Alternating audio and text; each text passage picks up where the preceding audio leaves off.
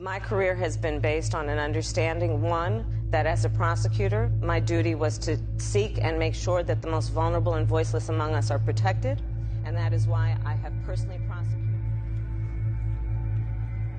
Should I put this in my pocket? Yeah. Not outside. I have personally prosecuted violent crime that includes rape, child molestation, and homicide, and I have also worked my entire career to reform the criminal justice. I was born and raised Catholic. All my relatives were Catholic. I believed in God. That was my life. I was accepted to Salesian High School, which to me was an honor. Almost immediately after I got to the high school, I was befriended by the vice principal, Father Steve Whelan. The very first incident, I was playing pool and he masturbated in front of me.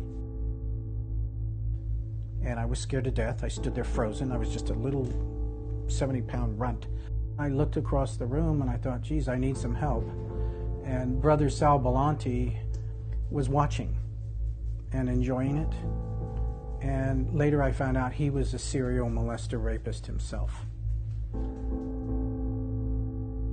When he got out of the PE to go into the showers, he would watch me.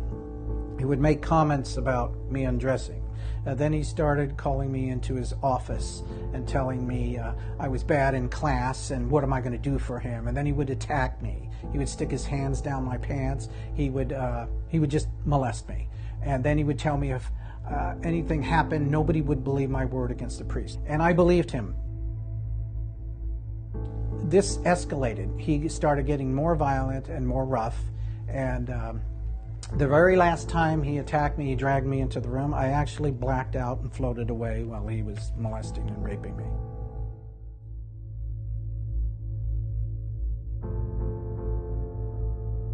I just gave up on Catholicism. I gave up on God. I lost all sense of spirituality.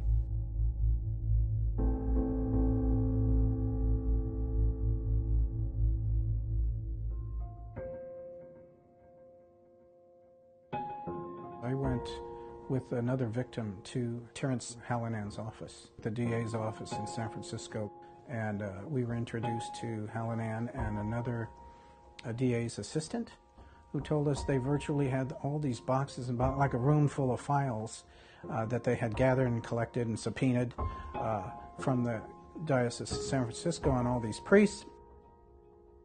Bishop Levada at that time was the highest ranking bishop in the United States. Then he became cardinal. So this was the top guy. This was the kingpin in the United States. And we had a champion here that was going to go after him. We thought, well, this is going to go somewhere. These guys are going to be punished. They're going to be held accountable. They're going to be prosecuted.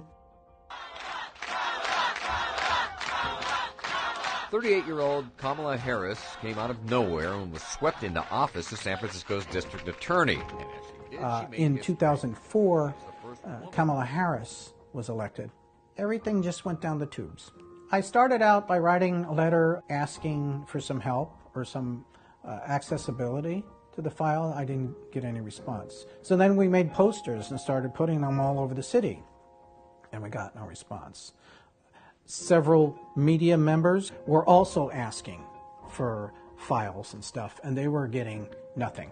So in 2010, there was a big article in the San Francisco Weekly, and they were pestering her office, and then what they got was this false statement that they were protecting victims. It's just a flat-out insult. She could have redacted the names, blacked out the names and left them out. Everything he did to gather information and to try and prosecute and go after them disappeared and went the other way. She shielded and protected them, and we were floored at what happened. We also want to make sure that when a woman is raped, a child is molested, one human being is killed by another human being, we also want to make sure there's going to be consequence, and serious consequence for those crimes. Her participation in going after clergy or predators of the Catholic Church or bishops who had enabled these people was less than zero.